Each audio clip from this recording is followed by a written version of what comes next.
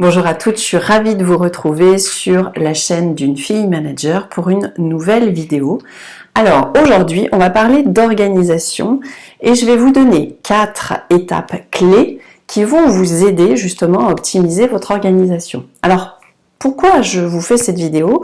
Tout simplement parce que j'ai régulièrement des questions autour de ce sujet de managers qui me disent entre les tâches que j'ai à faire en tant que manager d'équipe, les tâches que j'ai à faire de manière opérationnelle par rapport à mon métier, je m'en sors pas et je sais pas comment prioriser les choses. Je suis débordée, les journées passent hyper vite et souvent la journée se termine, j'ai pas eu le temps de faire ce qui était prioritaire, donc je sais pas comment faire. Donc c'est quelque chose que j'ai vécu aussi en tant que manager et la question elle se pose tout le temps, régulièrement, et quand on pense avoir trouvé une organisation, il se passe tout un tas de choses qui vont faire qu'à un moment donné, il faut revoir notre organisation. Donc c'est ce que je vais vous proposer de voir ensemble aujourd'hui, et on va commencer tout de suite avec la première clé, la première étape. Alors la première étape, c'est d'identifier tout ce que vous avez à faire. Tout ce que vous avez à faire, mais aussi tout ce que vous avez à traiter comme information. Donc ça va être important parce que ça va, je dirais, c'est le début de votre organisation. C'est le premier maillon de la chaîne. Donc quand vous allez identifier, ce que je vous conseille, c'est de regrouper les différentes tâches et les différentes informations auxquelles vous êtes auxquelles vous êtes confrontés finalement, et de les regrouper par type d'activité. Je m'explique, un type d'activité, c'est quelque chose qui va nécessiter le même type d'effort, le même type de compétences ou de méthode. Donc, je vais vous donner 3 exemples. Je peux avoir un premier type d'activité qui est de passer des appels téléphoniques. Ça peut être des appels à des clients, à des fournisseurs. C'est un type d'activité, c'est de traiter les appels téléphoniques. Un deuxième type d'activité, ce serait par exemple de faire des analyses, de faire du reporting, de venir faire des tableaux. Ça, c'est un type d'activité qui va me demander une méthode, une réflexion différente de ce qui m'est nécessaire pour passer, par exemple, mes appels téléphoniques. Un troisième type d'activité, ça pourrait être de mener mes entretiens individuels avec mes collaborateurs. Donc, on voit bien que dans chacune de ces activités, je ne vais pas solliciter les mêmes compétences, je ne vais pas avoir besoin de la même énergie et je vais surtout pas utiliser les mêmes méthodes de travail. Donc c'est pour ça que c'est intéressant de regrouper toutes vos tâches par type d'activité, parce que ça va vous permettre ensuite de planifier et d'organiser votre semaine en fonction de ces types d'activités. Je dis n'importe quoi, si le fait par exemple de faire vos reportings, ça nécessite de la concentration et que vous savez que vous êtes plus frais le matin et que vos idées sont plus claires le matin, vous allez peut-être décider de vous bloquer un créneau horaire dans la semaine, plutôt le matin, pour faire ce type de tâches. Si à l'inverse vous dites, pour passer mes appels téléphoniques, j'ai besoin d'avoir une énergie que je peux tout à fait déployer dans l'après-midi, parce que je sens que c'est là que je suis le plus à l'aise pour discuter avec mes clients, par exemple, etc., vous allez vous bloquer un créneau dans votre agenda pour passer vos appels téléphoniques dans l'après-midi.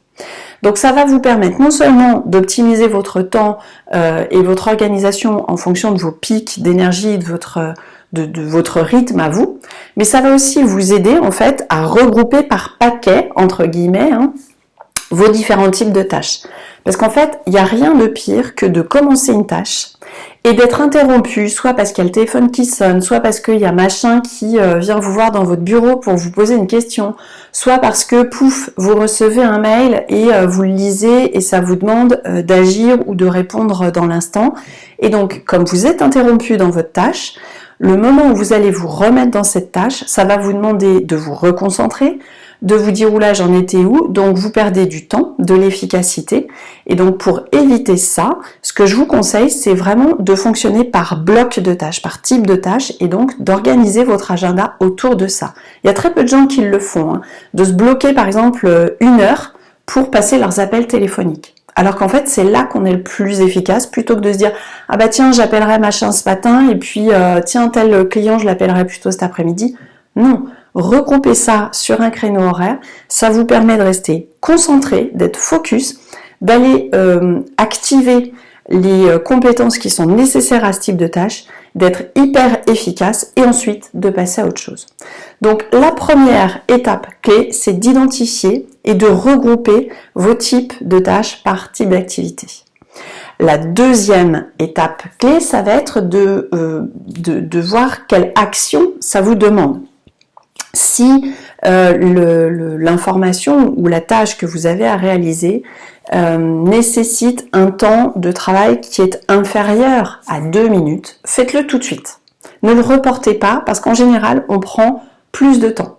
Je vais vous donner un exemple. Vous recevez un courrier papier, vous lisez ce courrier et il se trouve que vous devez garder ce document en archive, donc vous allez classer ce document.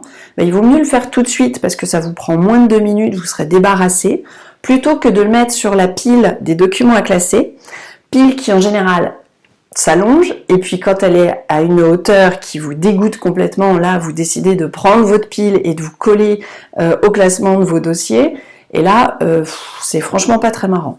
Donc il vaut mieux faire ça tout de suite, plutôt que de le repousser, de le reporter, parce que là très clairement ça vous fait perdre beaucoup plus de temps et de productivité. Donc si j'ai une action à faire qui me prend moins de 2 minutes, je la fais tout de suite. Soit si ça va me prendre plus de 2 minutes, là je vais organiser mon temps. Et c'est la troisième étape clé, c'est l'organisation. Comment est-ce que je décide de faire les choses? Donc on a dit juste avant, déjà on se colle dans son agenda des blocs de tâches en fonction des différents types d'activités.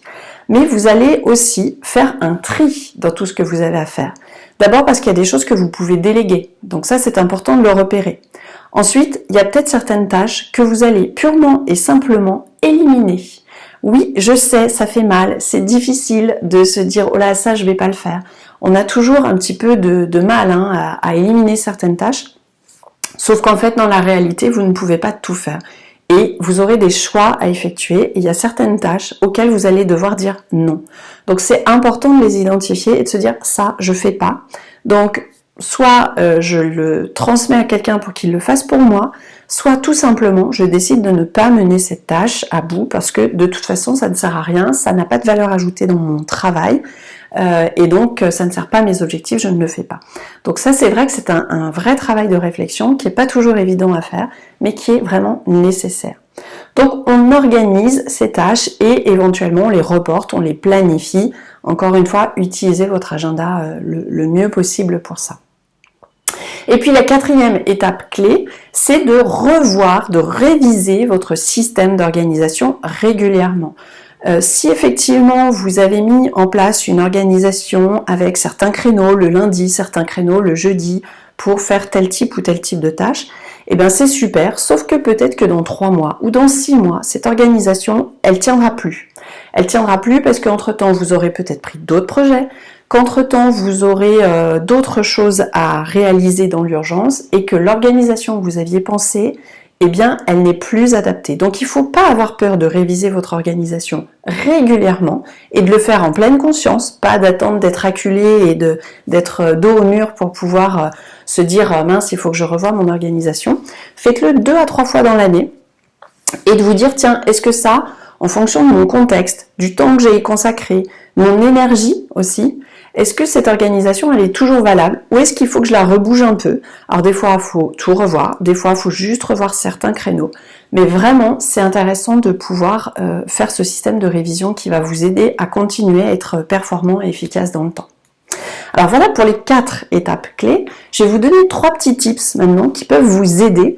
Le premier, c'est déjà de désactiver les notifications de mail quand vous êtes sur une séquence de travail qui nécessite de la concentration. Fermez votre boîte mail, enlevez le petit bruit stressant qui vous indique que vous avez reçu un mail parce que sinon vous êtes automatiquement happé vers votre boîte mail et vous allez perdre du temps à lire les mails qui arrivent. Donc ça c'est la première chose. C'est aussi de faire régulièrement un peu de ménage dans votre boîte mail pour classer vos mails et ne pas tous les laisser dans votre boîte de réception. Donc vous pouvez vous créer des petits dossiers en fonction de l'urgence, vous pouvez mettre des drapeaux aussi, mais de faire en sorte régulièrement de vider votre boîte mail. Là-dessus, je suis pas toujours une très très bonne élève, mais quand j'arrive à le faire, c'est vraiment quelque chose de satisfaisant qui m'aide en fait à libérer mon esprit et à me sentir beaucoup plus légère, on va dire. Autre tips, c'est à la fin de la journée, de regarder ce que vous avez le lendemain. Si vous avez des réunions prévues, le type de tâches que vous vous êtes planifié dans votre agenda, etc., etc. Et si besoin, de revoir vos priorités. Ça vous aide aussi à être tout de suite opérationnel quand vous arrivez le matin. Vous n'êtes pas à vous dire tiens, au fait c'est quoi aujourd'hui mes priorités? Non, ça vous l'avez anticipé la veille au soir et vous savez tout de suite par quoi vous commencez, donc ça vous permet de vous mettre beaucoup plus vite dans la productivité de vos tâches. Et puis un autre tips, c'est d'utiliser des to-do list. Alors pas de les utiliser n'importe comment avec des listes longues comme le bras, ça sert à rien. Franchement c'est décourageant et on peut pas les tenir. C'est d'avoir une to-do list plutôt à la semaine. Je vous montre, moi j'utilise ce genre de petit support qu'on trouve sur internet très facilement. Celui-ci je l'ai chopé sur un site qui s'appelle Vie de Miettes, qui fait de très jolies petites choses. Et donc je m'imprime comme ça des supports papier vierges que je remplis et je me fais une to-do list avec 3 tâches prioritaires par jour, pas plus. Pourquoi pas plus? Parce qu'en fait, dans la journée, j'aurai forcément plus de 3 choses à faire, en fonction des urgences qui vont arriver, des coups de fil, des demandes des clients, etc., etc. Mais ces 3 tâches-là, c'est le noyau dur, c'est mon fil rouge de la journée. Je ne dois pas partir sans les avoir réalisées. Et c'est pas la peine de m'en mettre plus parce que de toute façon, je le sais et vous le savez aussi, vous n'arriverez pas à en faire plus de 3. Donc c'est vraiment important, c'est les 3 prioritaires qui sont peut-être liés à vos objectifs principaux, mais vraiment prenez le temps d'y réfléchir en début de semaine en vous disant qu'est-ce que j'ai à faire. Moi souvent je fais ça le dimanche soir même et ça me permet en fait d'être assez vite efficace, de me projeter sur ma semaine et de me dire qu'est-ce que je dois faire demain, qu'est-ce que je dois faire mardi, qu'est-ce que je dois faire mercredi, etc., etc. En planifiant et en évitant ce que je faisais à une période de tout blinder sur le lundi, mardi. Et en général, on n'y arrive pas et on finit la semaine, on est complètement achevé parce que on s'est blindé tout de suite les premiers jours de la semaine et après on a essayé de rattraper le temps de tout ce qu'on n'était pas arrivé à faire, donc c'est très très frustrant. Donc ça, je vous le conseille pas effectivement, mais plutôt de respecter ces 2-3 tâches prioritaires par jour. Alors voilà les tips que je voulais vous livrer, les 4 étapes clés pour vous aider à vous organiser. J'espère que ça va vous aider. En tout cas, n'hésitez pas à liker cette vidéo si ça vous a plu, à vous abonner à la chaîne YouTube, ça nous aide aussi à développer du contenu et à vous proposer toujours plus de conseils. Et puis, n'hésitez pas, si vous pensez que cette vidéo peut être utile à des personnes de votre entourage, de leur transmettre le lien, bien évidemment, et de partager. Moi, je vous dis à très très vite pour de nouveaux conseils et je vous souhaite une bonne semaine. Bye bye.